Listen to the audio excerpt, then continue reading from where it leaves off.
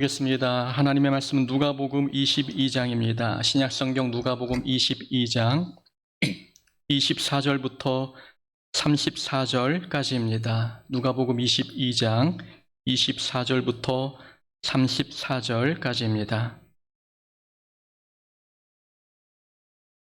우리 한 절씩 교독하겠습니다. 누가복음 22장 24절부터 34절까지 우리 한 절씩 교독하겠습니다.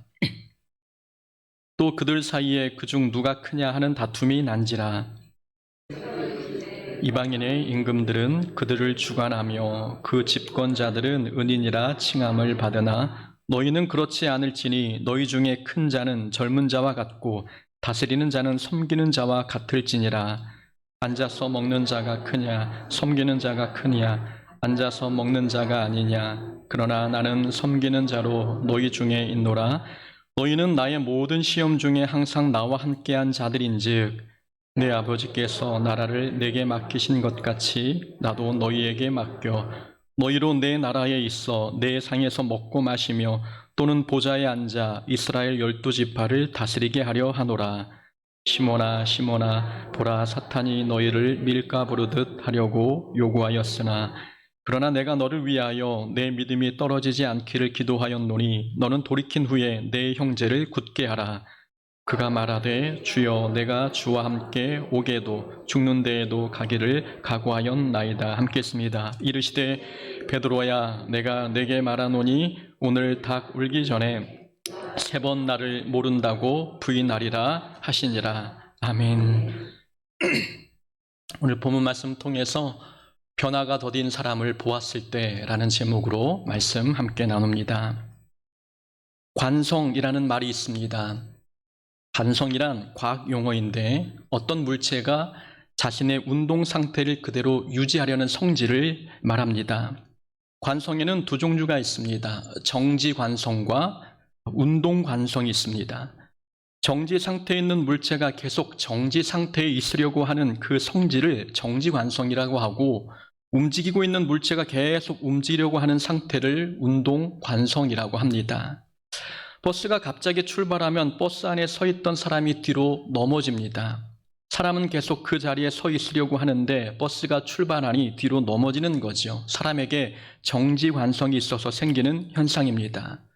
조금만 무게 중심을 이동하면 넘어지지 않을 수 있습니다. 그러나 자기 자리에서 움직이지 않으려는 성질 때문에 넘어지고 마는 것입니다. 또한 100m를 전력 질주한 사람이 꼬리점을 통과했지만 계속 멈추지 않고 달려가는 모습들이 있습니다. 계속 달려가려는 운동 관성 때문입니다. 멈춰야 할 때 멈추지 못하는 이 운동 관성 때문에 축구 선수들이 서로 부딪혀 다치게 되는 일들이 발생됩니다. 관성이 과학 법칙이긴 하지만 묵상해 보니 이 관성이 인생 법칙인 것 같다는 생각이 듭니다. 생각해 보면 사람이 인생길에서 넘어지는 이유는 변하지 않고 그 모습 그대로를 유지하려는 관성 때문입니다. 인생이 안전하기 위해서는 변해야 할 부분은 변하고 중단할 것은 중단하고 멈출 것은 멈춰야 되는데 변화의 필요성을 느끼지 못하고 지금까지 살아왔던 모습 그대로를 유지하려고 고집 피울 때 인생이 어려워집니다. 삶의 무게중심을 하나님께로 옮기면 안전할 텐데 사람에게는 이 변화라는 것이 정말 힘든 것 같습니다. 조금도 움직이지 않으려는 관성, 다른 말로는 타성에 젖은 모습 때문에 늘 하던 습관대로 행동하여 낭패를 봅니다. 그래서 사람은 잘 안 변해. 사람은 잘 안 변해라는 이 말을 기정사실로 받아들이는 것 같습니다. 뇌과학으로 경영하라라는 책이 있습니다. 이 책에는 사람이 변하기 어려운 이유를 뇌과학으로 설명하고 있습니다. 사람이 잘 변하지 않는 이유 하나가 있다면 사람은 자기가 보고 싶은 것만 보기 때문입니다. 사람은 외부에서 들어오는 정보를 선택적으로 받아들입니다. 선택적으로 받아들인 정보로 자기만의 고유한 세상을 형성합니다.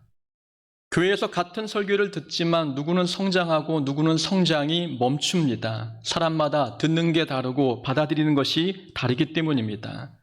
사람들은 자신이 받아들이고 싶은 것만 받아들이고 다른 이야기는 내 이야기가 아니라고 귀를 닫아버립니다. 사람들 마음에는 여가장치가 있어서 설교를 선택적으로 받아들입니다. 그러니 사람이 잘 변하지 않는 겁니다. 또 뇌과학에서 말하는 사람이 잘 변하지 않는 두 번째 이유가 있습니다. 사람은 자기가 가지고 있는 좁은 틈새로 세상을 보기 때문입니다. 사람들은 세상을 보는 자기만의 창문이 있습니다. 그 창문은 자기가 살아온 과거의 경험과 또 배움을 토대로 만들어졌습니다. 세상을 보는 창문이 넓으면 좋은데 내면의 창은 그리 크지 않습니다. 사람의 내면의 창은 아주 작은 틈새인 거지요. 여기서 사람들이 실수합니다. 사람들은 그 틈새로 일부분만 보고 마치 전부를 아는 것처럼 섣부른 판단을 합니다. 내면의 작은 틈새로 세상을 요만큼만 보고서 다 아는 것처럼 단정지어 버리는 것이지요. 그런 사람을 보면 우리가 뭐라고 말합니까? 저 사람은 편협하다. 저 사람은 편견이 심하다. 저 사람은 외골수다라는 이야기를 합니다. 자신은 자기 판단이 옳다고 생각하지만 주변 사람들이 볼 때에는 그 사람은 일부분을 보고 전체를 일반화시키는 자기 생각에 빠져있는 모습으로 비춰집니다. 나는 틀리지 않고 상대방이 틀렸다고 생각하는 사람, 잘 변화를 기대하기 어렵습니다. 이런 모습이 신앙에서도 나타납니다. 어떤 사람은 교회는 이래야 돼, 저래야 돼 라고 이야기합니다. 신앙생활은 이렇게 해야 돼, 저렇게 해야 돼 훈수두는 사람들이 있지요. 자기가 했던 경험만 가지고 말하는 것입니다. 자기 체험이 신앙생활의 전부인 것처럼 자기 방식대로 신앙생활하지 않으면 다 틀린 것처럼 이야기합니다. 자기만의 작은 틈새로 신앙생활을 다 아는 것처럼 이야기하기 때문입니다. 그래서 사람들이 신앙생활을 오래 해도 잘 변하지 않습니다. 그래도 뇌과학에서는 사람이 변할 수 있다고 이야기합니다. 새로운 자극을 주고 새로운 경험을 반복적으로 하면서 새로운 정보를 끊임없이 집어넣어주면 사람이 변할 수 있다고 이야기합니다. 세상도 사람이 변할 수 있다고 말하는데 우리에게는 성령 하나님이 함께 계시지 않습니까? 우리 안에서 성령님이 역사하시는데 우리가 더 잘 변화되어야 되는 것 가능한 일 아니겠습니까? 하나님의 능력의 말씀을 우리는 날마다 듣고 있습니다. 하나님의 말씀이 우리 마음과 생각을 지배한다면 우리는 세상 사람들보다 더 빨리, 더 쉽게 그리고 더 많이 변화되어야 되는 것 아니겠습니까? 우리가 말씀을 선택적으로 받아들이고 자기 생각만 옳다고 주장하면 변화는 우리에게서 멀어집니다. 현재 자기 생활에 안주하지 말고 무게중심을 하나님께로 더 옮겨야 합니다. 그리고 말씀을 거울 삼아 내가 바꿔야 할 것이 무엇인지 날마다 점검해야 합니다. 또한 다른 사람의 관점에서 보는 훈련을 통해 세상을 보는 우리의 내면의 창문을 넓혀가야 합니다. 그래야 자기의 고집과 편협한 생각을 떨쳐낼 수 있습니다. 예수님의 제자들임에도 불구하고 변화가 더디었습니다. 예수님을 3년이나 따라다니며 보고 배웠는데 유다는 예수님을 팔 계획을 세웠고 다른 제자들은 지금 본문을 보니 누가 더 큰가라는 논쟁으로 다투고 있습니다. 오늘 본문에서 제자들은 서로 큰 자가 되기 위해 다퉜는데 이런 다툼은 오늘 처음이 아니었습니다. 누가복음 9장 46절에도 제자들이 서로 다투는 이야기가 나오는데 그때도 싸웠던 주제가 누가 큰가라는 주제였습니다. 제자들이 처음 다투었을 때 예수님께서는 어린아이를 영접하는 것이 곧 나를 영접함이요 라고 말씀하시면서 너희 모든 사람 중에 가장 작은 자가 큰 자다라고 말씀해 주셨습니다. 제자들은 예수님의 이 말씀을 듣고도 변하지 않았습니다. 오늘 본문 보니 똑같은 문제로 또 다투는 모습을 보니 예수님의 말씀이 그들 마음에 심겨지지 않았습니다. 마치 관성의 법칙에 따라 제자리로 돌아간 것처럼 제자들은 조금도 성장하거나 달라지는 모습이 보이지 않았던 것입니다. 우리는 이런 제자의 모습을 보면서 무엇을 느끼고 있습니까? 우리가 예수님의 입장이라면 변화되지 않는 제자들을 바라보면서 어떤 기분이 들겠습니까? 우리는 오늘 본문이 말하고자 하는 게 무엇인지 함께 찾아봐야 합니다. 오늘 본문에서 우리에게 전달하고 싶은 내용이 무엇일까? 오늘 본문의 내용을 보면 제자들은 누가 크냐의 문제로 다투었습니다. 그리고 34절에 보면은 베드로가 예수님을 부인할 거라는 내용이 나옵니다. 그리고 오늘 본문 앞부분에 보니까 우리 지난주에 살펴보았지요. 21절에 보니까 나를 파는 자의 손이 나와 함께 상위에 있도다. 예수님의 말씀입니다. 오늘 본문 앞부분에는 예수님의 제자 유다가 예수님을 팔게 될 거라는 예언이 나옵니다.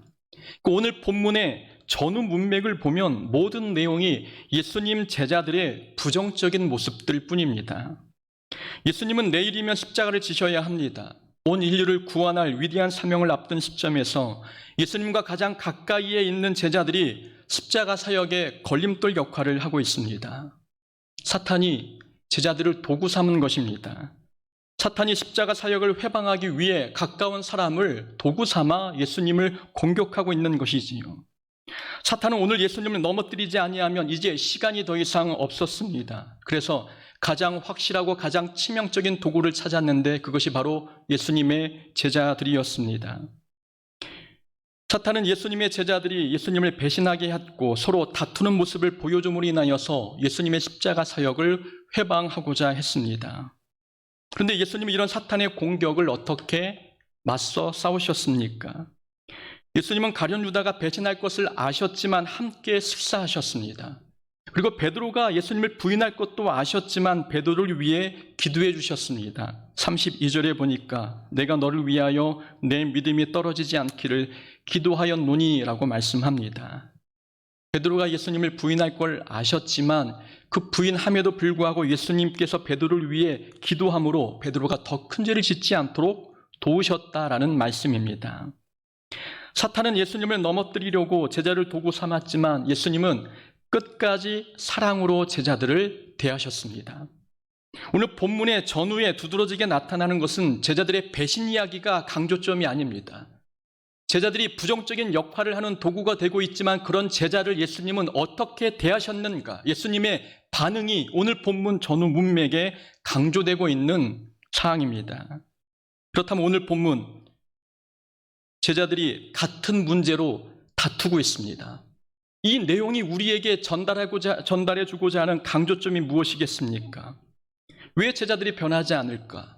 왜 같은 문제로 다툴까? 오늘 본문은 이 주제를 우리에게 말씀해주고 있는 게 아닙니다. 오늘 본문은 변하지 않는 사람을 나는 어떻게 바라봐야 하는가? 여전히 같은 문제로 다투는 사람을 나는 어떤 시각으로 보고 있는가? 오늘 본문은 이 문제를 우리에게 말씀해주고 있습니다. 아무리 가르치고 사랑을 주면 그리고 관심을 쏟으면 상대방이 변해야 되는데 변하지 않고 늘 제자리에 걸음하는 사람들이 있습니다. 그들을 바라볼 때 어떤 눈으로 보고 있는가? 오늘 본문은 변하지 않은 제자들에게 초점을 맞추고 있지 않습니다. 변하지 않는 제자들을 대하시는 예수님의 태도가 오늘 본문의 핵심입니다. 예수님은 3년 동안 제자들에게 많은 사랑을 쏟아부어 주셨습니다. 그런데 처음이나 지금이나 제자들은 변하지 않았습니다.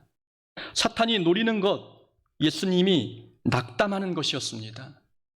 도무지 변하지 않는 제자를 보면서 예수님이 혈기 부리고 분노하며 제자들을 쫓아내기를 원했습니다. 그런데 예수님은 제자들에게 친절하고 따뜻하게 다시 한번 말씀을 가르쳐 주셨습니다.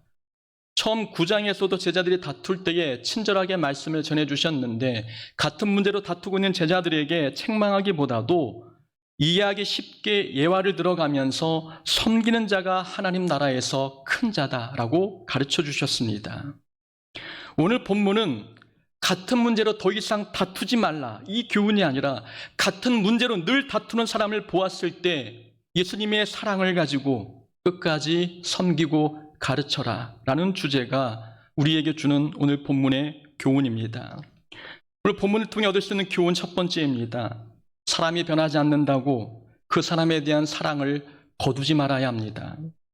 사람이 변하지 않는다고 해서 그 사람에 대한 사랑을 취소하는 것 하나님께서 기뻐하지 않으십니다. 하나님의 사랑은 조건적인 사랑이 아닙니다. 베푼 사랑에 합당한 행동을 하지 않는다고 해서 하나님께서 우리를 향한 사랑을 취소하셨습니까? 그렇지 않습니다. 하나님의 사랑은 무조건적인 사랑이었습니다. 무조건적인 사랑이란 상대방의 행동이 어떠하든 계속해서 사랑을 주는 것입니다.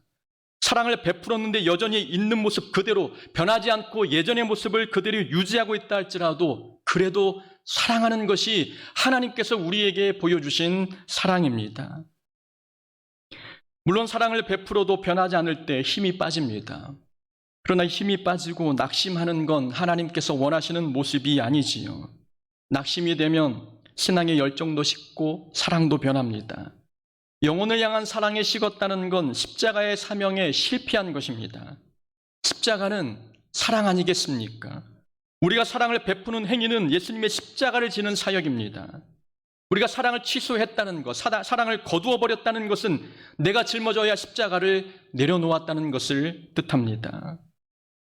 예수님께서는 십자가의 죽음을 앞둔 전날까지 제자들을 포기하지 않으셨고 끝까지 가르치셨습니다. 우리가 사랑을 베풀어도 사람은 변하지 않을 수 있습니다. 그래도 예수님께서 하셨던 것처럼 우리는 마지막 순간까지 사람을 포기하지 말고 사랑으로 가르치는 자가 되어야 합니다. 본문을 묵상하면서 드는 생각은 교회에 다툼이 일어나는 이유가 단지 믿음이 자라지 않는 성도 때문만은 아니라는 생각이 들었습니다. 변화가 더딘 사람을 사랑으로 품어주는 사람이 없어도 교회가 시끄러울 수 있겠구나라는 생각이 들었습니다. 어느 교회나 미성숙한 사람이 있습니다. 여전히 높아지려는 사람이 있고 늘 같은 문제로 다투는 사람들이 존재합니다. 어느 교회나 있습니다. 그런데 그런 사람들이 있는 상황에서도 평안한 교회들이 있습니다. 그런 교회는 받아주고 용서하고 품어주는 사람이 있기 때문입니다. 변하지 않는 사람의 모습을 보아도 하나님의 무조건적인 사랑으로 덮어주는 사람들이 그 교회에 있기 때문에 부족한 사람이 있음에도 불구하고 교회가 평안한 것입니다. 언제까지 그렇게 변화되지 않고 그렇게 살 겁니까? 신앙생활을 그렇게 오래 했는데 여전히 그 모습 그대로입니까? 답답한 나머지 이렇게 말한다 한들 그런 말이 문제를 해결할 수 있겠습니까? 더 큰 상처를 남기고 교회를 시끄럽게 할 수 있는 그런 원인이 되는 것입니다. 변화되지 않는 사람을 보면서 혈기를 부리고 낙심한다면 우리는 영적 전쟁에서 진 것입니다. 저 사람은 왜 변하지 않을까를 생각하지 말고 변하지 않는 상대를 보고 끝까지 사랑하지 못한 우리의 모습을 돌아봐야 합니다.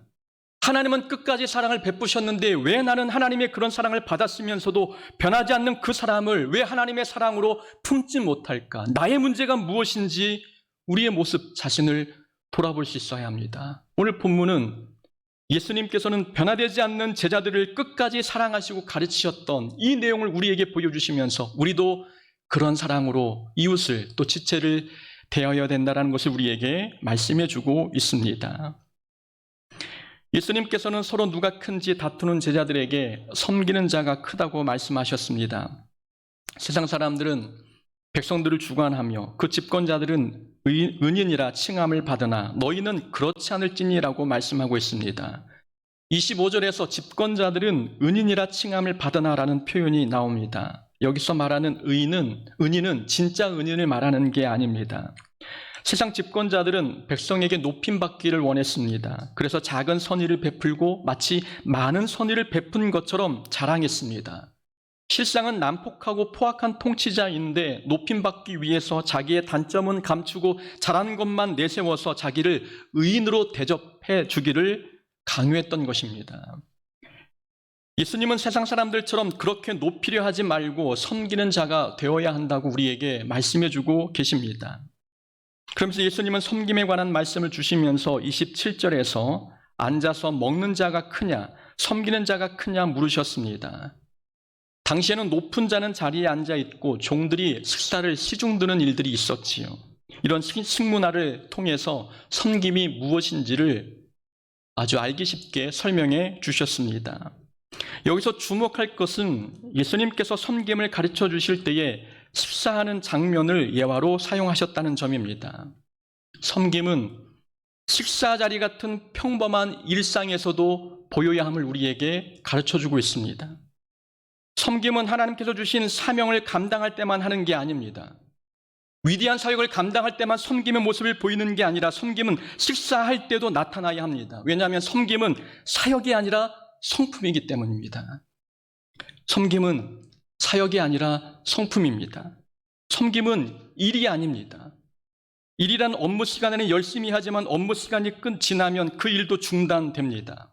섬김을 일이나 사역으로 여기면 교회 안에서만 섬김의 모습을 보입니다. 또 교회 밖에서는 일상으로 돌아가서 섬기기보다 대접받는 모습으로 돌아가 버리는 거지요. 그런 모습은 섬김을 사역이나 일처럼 여기는 것입니다. 섬김은 성품이 되어야 합니다. 섬김이 성품이 되어야 한다는 말은 어느 곳에 있든지 누구를 만나든지 섬겨야 한다는 말씀입니다. 교회 안과 교회 밖에서 섬겨야 한다는 말씀이고, 하나님의 일을 할 때나 세상에서 자기 일을 감당할 때에도 섬기는 자가 되어야 한다는 말씀입니다. 누가 섬기는 자인지 알고 싶은가? 그렇다면 밥 먹는 자리에 함께 가보면 안다. 그것이 예수님께서 오늘 본문을 통해 우리에게 주시는 말씀입니다.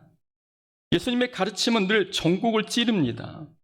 그 위대한 사역을 할 때만 섬김의 모습을 보였는데, 섬김은 일상의 자리에서 보여야 할 우리의 성품임을 말씀해 주고 계십니다. 예수님의 삶을 보십시오. 예수님은 병자를 고치시고 죽은 자를 살리시는 이러한 위대한 사역을 하실 때 섬김의 자세로 그 사역 감당하셨습니다.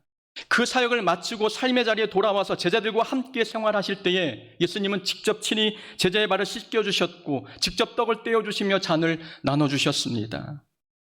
예수님은 섬김이 성품이셨기에 사역하실 때나 사역을 하지 않으실 때나 늘 동일한 모습으로 제자들을 섬겨주셨습니다. 저는 월요일에 시간이 되면 목회자 축구팀에서 운동을 합니다. 목회자 축구팀은 임원 구성도 되어 있고 이제 회비도 있습니다. 연말이면 총회를 열어 새 임원 선출도 하게 되지요. 올해 2022년도에 맡았던 총무는 40대 초반의 개척교회 담임 목사입니다. 총무는 물을 준비하고 운동 장비를 챙겨야 하며 또 운동에 참여할 수 있는지 매주 인원 파악도 합니다. 그야말로 섬기는 일이 총무가 해야 되는 일이지요. 그런데 이번 총무는 운동 참여를 묻는 문자를 보낼 때 그 내용이 조금 공격적이었습니다. 저만 불편한 감정을 느끼는 게 아니라 모든 팀원들이 불편한 감정을 느끼는 거죠. 3주 만에 오랜만에 운동을 한번 나갔었는데 운동을 마치고 문제가 발생했습니다. 내년 새 임원을 선출하려면 총회를 열어서 선출해야 하는데 이번 총무는 그런 절차를 거치지 않고 자기 혼자 다음 총무를 결정해 일을 맡겼습니다. 그래서 선배 목사님이 그렇게 하면 안 되고 총회를 열어서 임원 선출을 해야 한다고 말씀하셨습니다. 근데 선배 목사님이 그렇게 이야기하면 잘 받아들여야 되는데 이 총무 목사님은 발끈했습니다. 몰라서 그렇게 한 것인데 왜 사람을 정죄하듯 말하냐고 따졌던 거죠. 제가 바로 옆에서 모든 대화 오가는 내용들을 다 들었습니다. 선배 목사님은 야단친 것도 아니었고 비난한 것도 아니었습니다. 그냥 알려준 거였습니다. 그런데 후배 목사는 정죄라는 단어를 사용했습니다. 그 단어를 제가 듣는 순간 이 목사님은 누가 자기에게 지적하는 걸 잘 받아들이지 못하는 사람이구나라는 것을 알았습니다. 총무 목사님과 선배 목사님의 나이 차이가 15살 이상 차이가 났습니다. 그런데도 불구하고 선배 목사님께 대드는 모습을 보면서 모든 사람들이 이구동성으로 하는 말이 있었습니다. 저 목사님, 교회에서도 저래? 교회 교인들을 대할 때도 저래? 라고 묻습니다. 혹자는 이렇게 말할지도 모르겠습니다. 축구장에서 벌어진 일을 왜 교회 사역과 연관 짓습니까? 축구와 교회 사역이 무슨 상관이 있습니까? 여러분, 상관이 있습니다.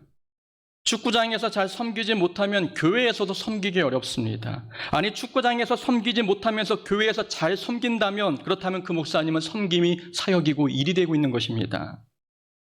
예수님께서 원하시는 섬김은 그런 섬김이 아닌 것이지요. 예수님께서 원하시는 섬김은 모든 곳에서 동일하게 섬기는 것입니다. 운동할 때에도 밥 먹을 때에도 교회가 아닌 교회 밖에서의 모든 삶이 섬김의 모습이어야 되는 것입니다. 섬김은 사역도 아니고 일도 아니고 성품이 돼야 되기 때문입니다.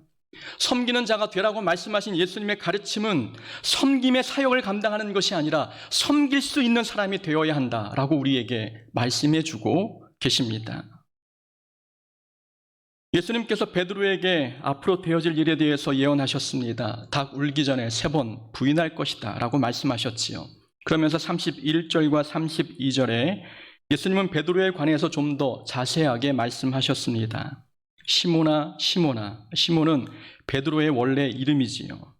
보라, 사탄이 너희를 밀가부르듯 하려고 요구하였으나 그러나 내가 너를 위하여 내 믿음이 떨어지지 않기를 기도하였노니 너는 돌이킨 후에 내 형제를 굳게 하라. 이 말씀의 의미는 사탄이 베드로를 넘어뜨리기 위해 유혹했지만 예수님께서 베드로를 위해 기도하셔서 베드로가 믿음을 완전히 잃지 않게 하셨다라는 내용입니다. 베드로는 사탄의 유혹에 넘어가지 않을 자신이 있었습니다. 그래서 33절에서 베드로는 이렇게 말했지요. 내가 주와 함께 오게도 죽는 데에도 가기를 각오하였습니다. 베드로는 예수님이 가시는 곳은 어디든 따라갈 준비가 되어 있다고 고백했습니다. 베드로의 이 결단은 거짓말이 아니라 진심이었습니다. 베드로가 이렇게까지 자신만만할 수 있었던 것은 지금까지 수많은 고난을 헤쳐나오면서도 예수님을 떠나지 않았던 자기의 과거의 경험이 있었기 때문입니다. 28절 말씀을 보니까 예수님께서 제자들을 향해 이렇게 말씀하셨습니다. 너희는 나의 모든 시험 중에 항상 나와 함께한 자들이다. 예수님께서 시련을 겪을 때에 제자들은 예수님 곁을 지켰습니다. 3년 동안 예수님이 수많은 시련을 겪었지만 제자들은 도망가지 않고 그 자리를 지켜냈습니다.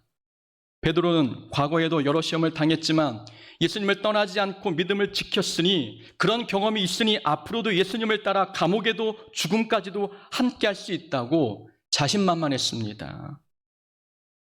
베드로는 각오와 결단을 했지만 예수님을 부인하고 말았습니다. 신앙은 각오만으로 지킬 수 있는 게 아니었습니다. 절대 시험에 들지 않을 자신이 있다고 해서 신앙생활이 마음 먹은 대로 되는 게 아니었습니다.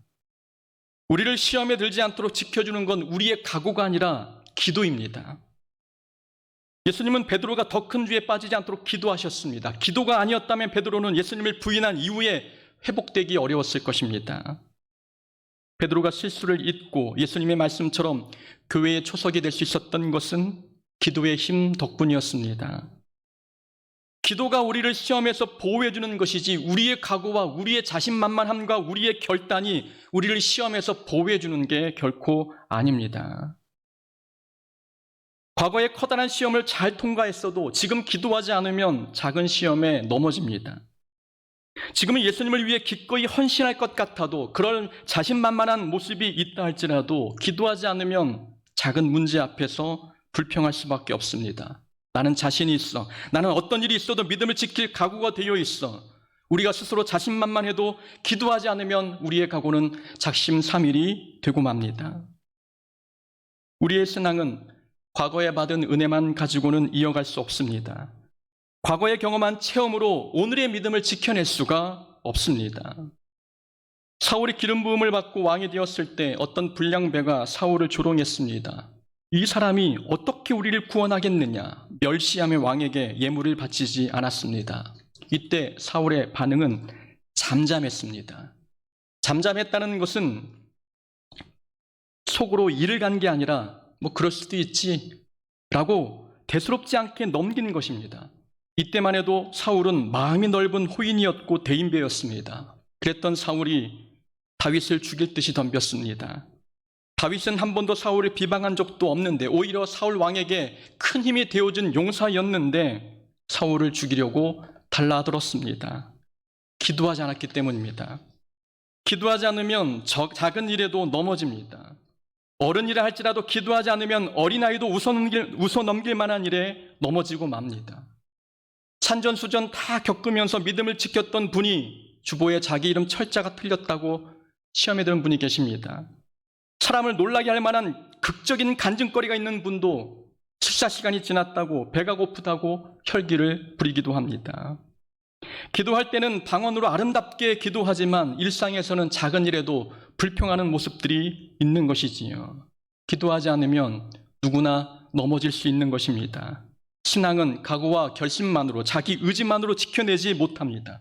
기도하지 않으면 믿음이 용서라 해도 부는 잔잔한 바람에 넘어질 수밖에 없습니다. 예수님께서는 십자가 사명을 앞두고 제자들의 배신과 미성숙한 모습을 보셨습니다. 사탄이 그렇게 제자를 도구 삼아 예수님을 공격했지만 예수님은 전혀 타격을 입지 않으셨습니다. 예수님은 늘 기도하셨기 때문입니다. 늘 기도하셨기에 겸손하셨고 늘 기도하셨기에 어떤 사탄의 공격에도 흔들림이 없으셨습니다. 신앙생활에서 우리를 시험에 들게 하는 존재는 사람입니다. 가르쳐도 변화되지 않는 사람, 사랑을 베풀어도 배신으로 갚는 사람, 사람이 우리의 신앙생활을 힘들게 합니다. 사람은 완벽하지 않습니다. 믿었던 사람의 상처를 줄 수도 있는 것이지요. 우리가 그런 사람 때문에 실망하고 시험에 들면 그게 우리의 약점이 됩니다. 사탄은 그 약점을 가지고 우리를 늘 공격해 옵니다. 중요한 순간마다 십자가 사명을 감당해야 되는 그 목전에 둘 때마다 사탄은 사람을 도구 삼아 우리를 시험 들도록 유혹할 것입니다. 사람의 변화는 하나님께 맡기고 우리는 무조건적인 하나님의 사랑을 베풀어야 합니다. 사랑으로 가르치고 기도하면서 믿음을 지키는 것이 우리가 감당해야 할 사명인 것입니다. 사람 때문에 넘어지지 말고 기도함으로 믿음을 지켜내는 우리 모두가 되어야 될 줄로 믿습니다. 아멘. 우리 말씀을 붙들고